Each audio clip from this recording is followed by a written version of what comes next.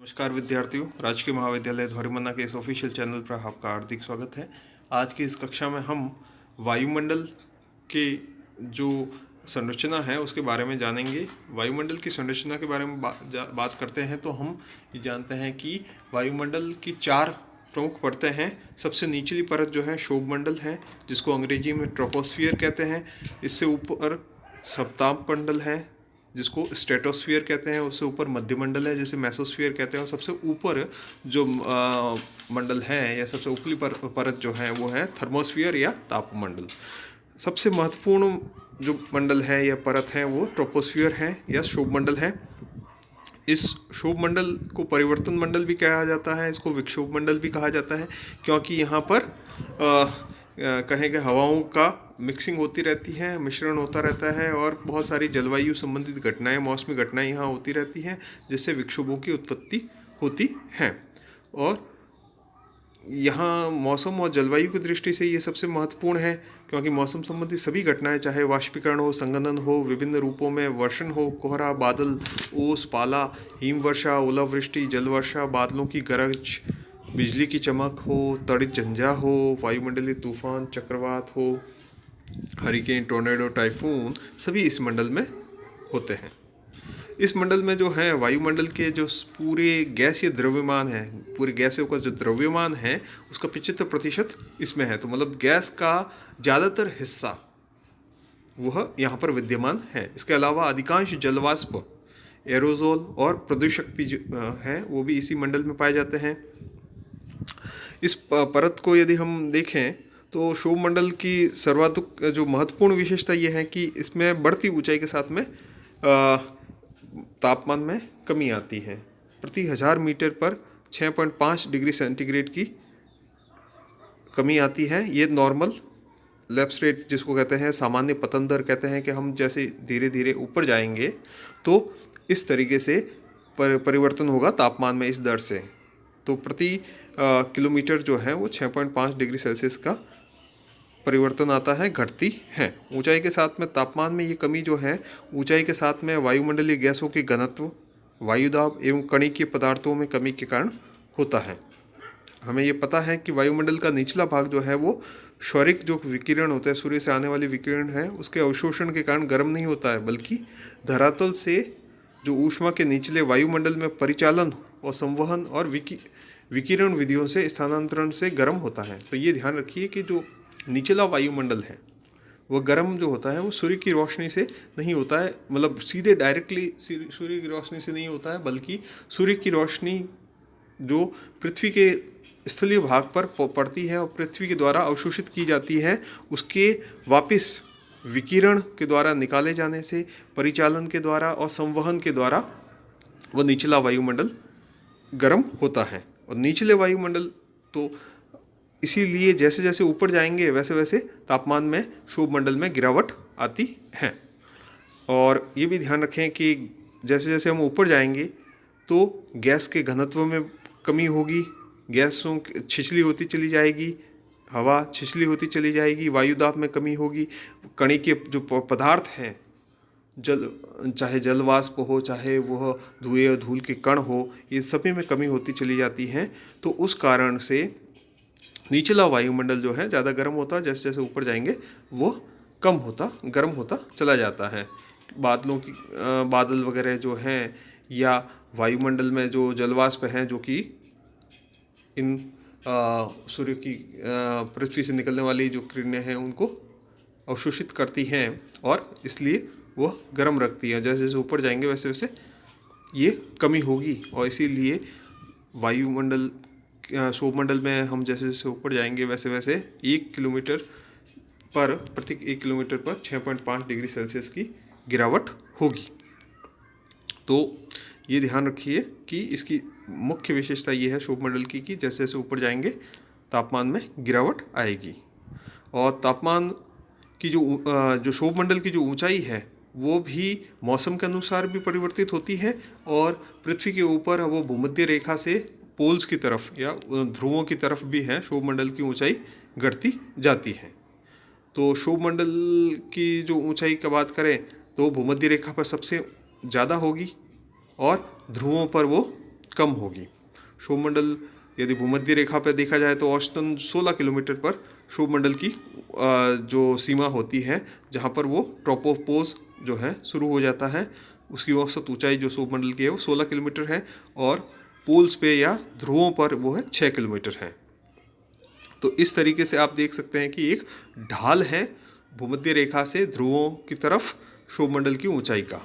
उसी प्रकार से ग्रीष्म काल में, गर्मियों में देखेंगे तो क्षोभमंडल की ऊंचाई बढ़ जाएगी, और सर्दियों में जो है हवा के ठंड के कारण वो सिकुड़ भी जाती है, और इस कारण से शीतकाल में वो घट जाती है। तो ये आपने देखा कि ये क्षोभमंडल है, और क्षोभमंडल की जो ऊपर सीमा है उसको ट्रोपोपॉज कहते हैं, जहाँ पर बाद में तापमान में गिरावट होना बंद हो जाता है।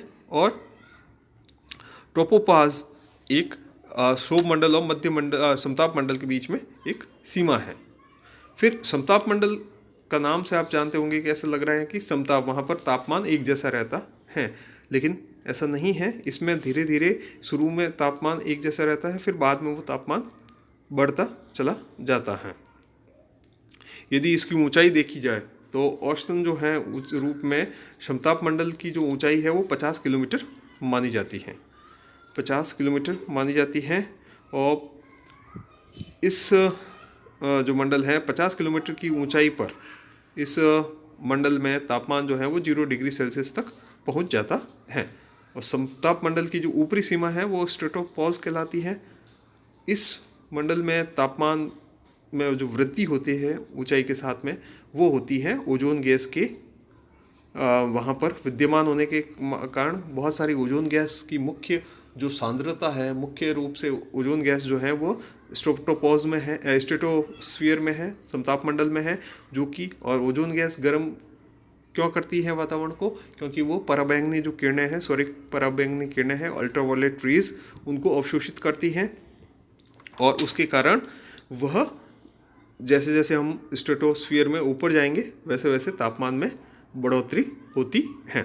सामान्यतः जो है स्ट्रेटोस्फीयर या समताप मंडल की जो स्थिति होती है उसमें स्थिर दशा होगी, वहाँ पर शुष्क पवन होगी, पवन का संचार जो है वो मंद गति का होगा, बादलों का लगभग बादल वहाँ पर पाए ही नहीं जाते हैं, लेकिन कभी कभी कोई विशेष प्रकार के बादल जिनको नेक्रियस क्लाउड कहते हैं या मदर ऑफ पर्ल क्लाउड कहते हैं, वह सीरस बादल होते हैं, वो दिखाई देते हैं। वरना सामान्यतः वहाँ पर बादलों का अभाव रहता है, लेकिन ओजोन का सांद्रण रहता है, ओजोन वहाँ पर पाई जाती है। तो ये जो है ये स्ट्रेटोस्फीयर या समताप मंडल की विशेषता है। अब समताप मंडल के ऊपर चलेंगे तो समताप मंडल की जो सीमा है वो स्ट्रेटोपॉज है, और स्ट्रेटोपॉज के ऊपर जो है वो मध्य मंडल आ जाएगा या मेसोस्फीयर आ जाएगा। इसकी जो ऊंचाई है वो 50 से 80 किलोमीटर की ऊंचाई तक पाया जाता है। इस मंडल में जो है नॉक्टिल्यूसेंट बादल पाए जाते हैं, जो कि ध्रुवों के ऊपर गर्मियों में दिखाई देते हैं। इन बादलों का जो निर्माण जो है वो उल्का धूल एवं संवहनीय प्रक्रिया द्वारा लाई गई आर्द्रता के सहयोग से संघनन होने के कारण बनता है। वरना ये पूरा इलाका ऐसा है, ये मंडल जहाँ पर किसी प्रकार की बादल पाए जाना संभव नहीं है। और ये ध्यान रखिए कि इसमें हम धीरे धीरे जैसे जैसे ऊपर जाएंगे तो मध्य मंडल में तापमान में गिरावट होती है। और इस मंडल में तापमान में गिरावट इसलिए होती है क्योंकि वहाँ पर जैसे जैसे ऊपर जाएंगे हवा एकदम छिछली हो जाएगी, और इसलिए वह उसके अंदर वो जो हीट को क्या रखे रहना और उसको अवशोषित करने का काम नहीं कर पाती है। और ये ध्यान रखिए कि मध्य मंडल की जो ऊपरी सीमा है 80 किलोमीटर की ऊंचाई पर तापमान लगभग -80 डिग्री सेंटीग्रेड हो जाता है, और ये -100 से -133 सेंटीग्रेड तक हो सकता है। तो इतना कम हो जाता है तापमान। इस के बाद में, इस सीमा के बाद में मेसोस्फीयर के ऊपर, मेसोपॉज के ऊपर तापमंडल आएगा। तापमंडल जो है वो मध्यमंडल से ऊपर स्थित वायुमंडल के भाग को तापमंडल कहते हैं, जिसमें बढ़ती ऊंचाई के साथ में वापस तापमान तीव्र गति से बढ़ता है। परंतु यहाँ पर अत्यंत कम जो वायुमंडलीय घनत्व के कारण वायुदाब न्यूनतम होता है, तो वायुदाब वहाँ पर एकदम बहुत कम होता है। इसीलिए तापमान बहुत अधिक होने के बावजूद वहाँ पर आपको इतना गर्म हीट नहीं महसूस होगी आपको। तापमान तो ज़्यादा होगा लेकिन हीट महसूस नहीं होगी, इतना ताप आपको महसूस नहीं होगा थर्मोमीटर। और यहाँ पर लगभग इसके 1700 डिग्री सेंटीग्रेड तक तापमान रहता है, लेकिन हवा छिछली होने के कारण यदि आप बाहर हाथ भी निकालें तो आपको गर्मी का महसूस नहीं होगा। इस उच्च तापमान पे वो जो साधारण थर्मोमीटर से मापा नहीं जा सकता है, और क्योंकि यहाँ पर जो वायुमंडल गैस होती है बहुत ही घनत्व उसका बहुत कम है, हवा बहुत छिछली हो जाती है, गैस की मात्रा बहुत कम हो जाती है। अब इस तापमंडल को भी दो भागों में बांटा जाता है, एक आयन मंडल कहा जाता है, एक आयतन मंडल कहा जाता है। आयन मंडल और इस तापमंडल आयन मंडल की सबसे बड़ी विशेषता यहाँ है कि यहाँ पर जो हवा है वो आयंस के रूप में पाई जाती है, और उन आयंस के कारण ही जो ये हमारे दूर संचार की जो सुविधाएं हैं वो यहाँ से रेडियो वेव्स हैं, माइक, ये सभी जो वेव्स हैं, रडार वेव्स हैं, रेडियो तरंगे हैं, ये सभी यहाँ से सिग्नल जो हैं हमें यहाँ से इन परतों से परावर्तित होके हमें प्राप्त होते हैं, और जिससे दूर संचार व्यवस्था बनी रहती है। तो इस तरीके से ये ध्यान रखिए कि, और एक ये भी है कि आयन मंडल की विशेषता ये है कि इसमें आपको इस भाग में क्या कहेंगे आप कि इस मंडल में ऑरोरा ऑस्ट्रेलिस और ऑरोरा बोरेलिस वाली जो घटनाएं होती हैं, जिसमें आपको ज़्यादातर जो पृथ्वी की जो मैग्नेटिक फील्ड है, पृथ्वी की जो चुंबकीय क्षेत्र हैं, फील्ड हैं, उसमें जो आवेशित कण आते हैं, चाहे वो सूर्य से आते हैं, वह आवेशित कणों को ये ट्रैप कर लेती है, और उसके कारण से रंग बिरंगे आकाश में हमें रंग दिखाई देते हैं, जो कि मुख्यतः हमें ध्रुवीय क्षेत्रों में दिखाई देते हैं। ऑरोरा ऑस्ट्रेलिस जो हैं वह हमें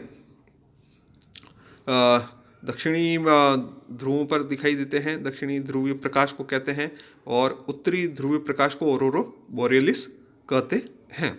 तो इसको नाम आप इस तरीके से समझ सकते हैं कि ऑस्ट्रेलिया जो दक्षिणी गोलार्ध में है तो वो दक्षिणी ध्रुवीय प्रकाश हो गया, और बोरियल जो होते हैं फॉरेस्ट होते हैं वो टुंड्रा फॉरेस्ट होते हैं, टाइगा फॉरेस्ट होते हैं, जो कि उत्तरी गोलार्ध में पाए जाते हैं, और उन बोरियल फॉरेस्ट के आधार पे ऑरोरा बोरियलिस है, उत्तरी ध्रुवीय प्रकाश को कहते हैं।